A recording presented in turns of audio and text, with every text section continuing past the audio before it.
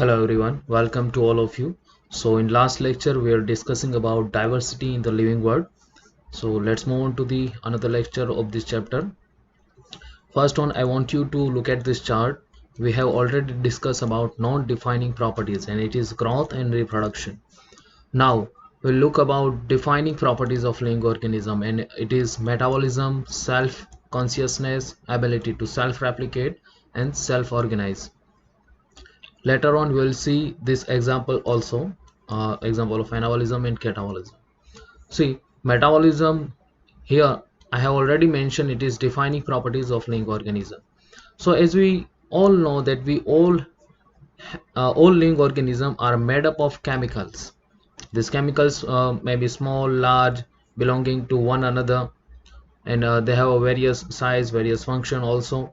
So this conversion are chemical reaction or metabolic reaction. So it would be a definition of metabolic reaction, like one chemical converting into another form. In short, they all are converting in one another. So there are thousands of metabolic reaction in plant animals, fungi, microbes. So again, what would be a definition of this metabolic reaction? The sum total of all the chemical reaction occurring in our body, it is metabolism. Let me tell you one example of this metabolism. For example, carbon dioxide and H2O in the presence of light, plant will do photosynthesis and it will form glucose and oxygen.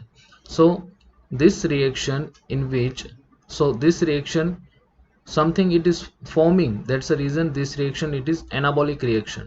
And this reaction from glucose to water and CO2, this reaction it is happen inside animal cell. So something it is destroying, that's the reason this reaction it is catabolic reaction. That's the reason respiration it is one type of catabolism. So in anabolism, kinetic energy convert into potential energy, and in catabolism this potential energy will convert into kinetic energy. Why this is kinetic? Because CO2 it is gaseous form and it is moving, that's the reason it has a kinetic energy. So no non-living object exhibit metabolism. It is common thing, it is very common sense. So metabolic reaction can be demonstrated outside the body's cell-free system. For example, look at this test tube. In this test tube, for example, lipid and lipase are there. So lipase will work on this lipid and it will digest this lipid. What we can conclude about this, is this a living thing or living reaction? So this performance in the test tube, it is neither living nor non-living.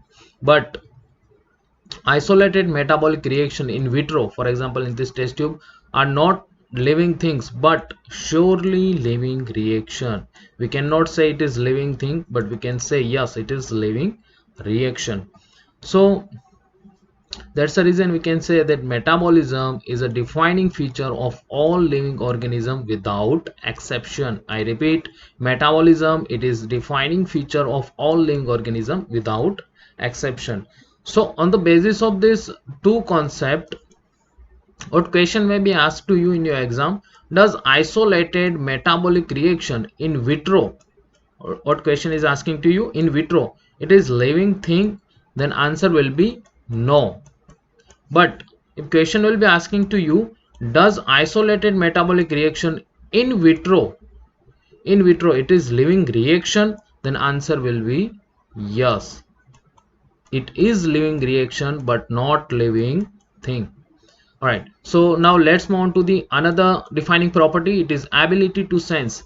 As we know, we all have ability to sense with our environment, like through our nose, through our eyes, through our ears, as well as plant response to external factor like light, water, temperature, other organism, pollutants, etc.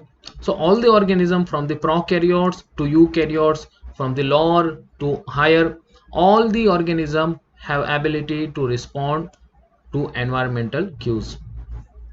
So again, photo period affect reproduction in seasonal breeders. As we know, time of light, photo period, it is also affecting on both the plant and animals also.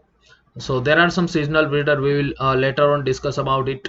So all organisms therefore are aware of their surrounding. But what is special about human being?